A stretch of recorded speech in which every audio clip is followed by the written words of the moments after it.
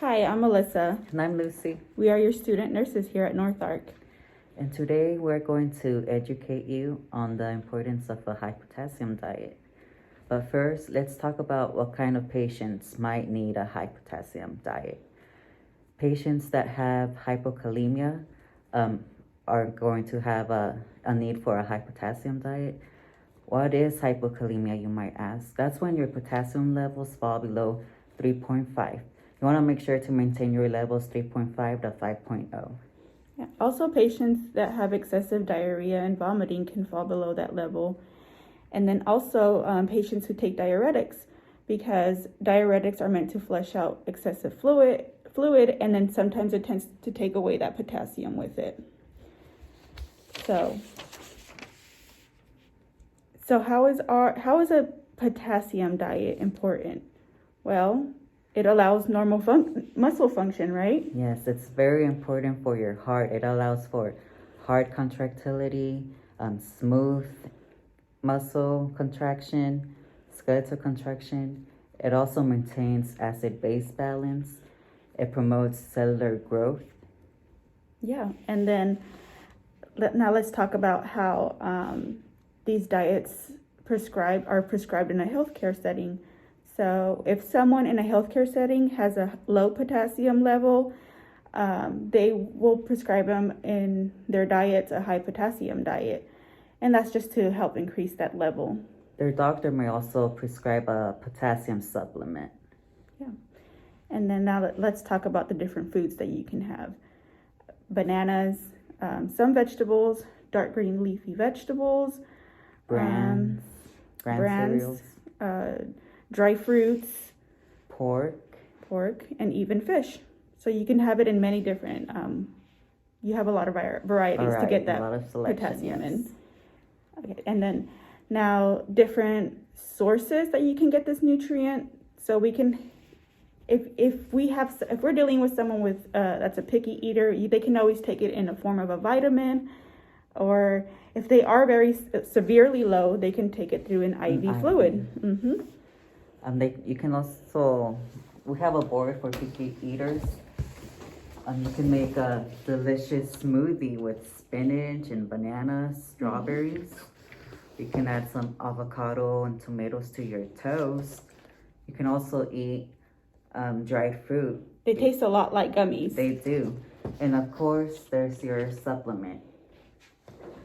And those supplements are easy to find. You can get them at over the counter at Walmart, Walgreens, CVS. A lot of stores offer them. Now,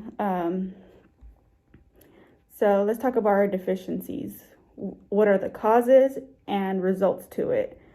So hypokalemia can be caused by diarrhea and vomiting, or decreased intake of potassium.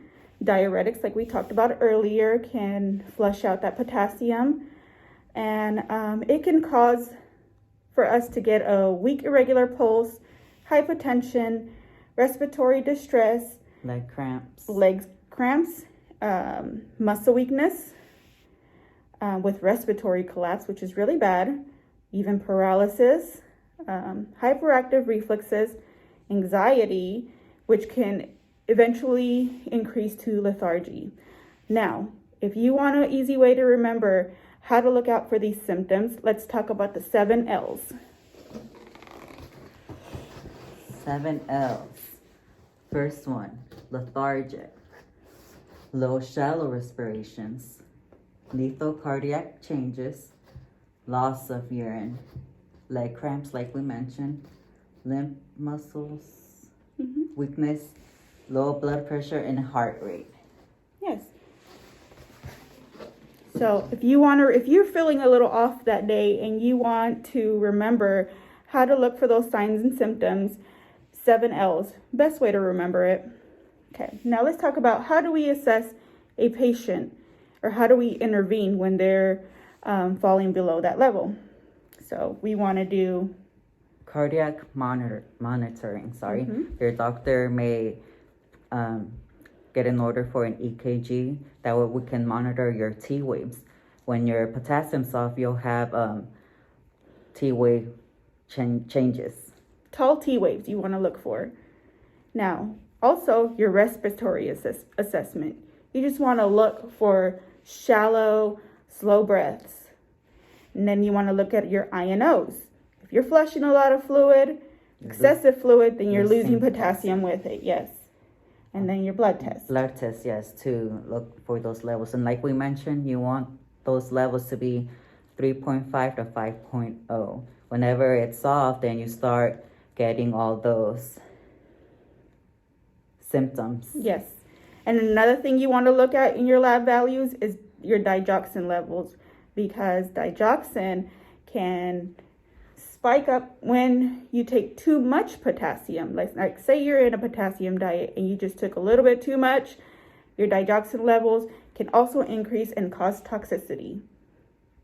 Yes. Okay. Now, let's talk about our picky eaters again, and let's talk about an easy mnemonic on how to remember what kind of fruits or vegetables that you can take, your different options. So right here, we wrote down in large potassium all the way down. And then you can see what type of foods right next to it fall into that category or that letter. You want to read them off? Potatoes, pork. O for oranges. T for tomatoes. A for avocados. S for strawberry. S for spinach. I for fish. U for mushrooms. And M for musk, melons, cantaloupe. And we also want to add, you can take bananas. And carrots. And even raisins. Yeah. Well, that concludes our potassium-rich diet.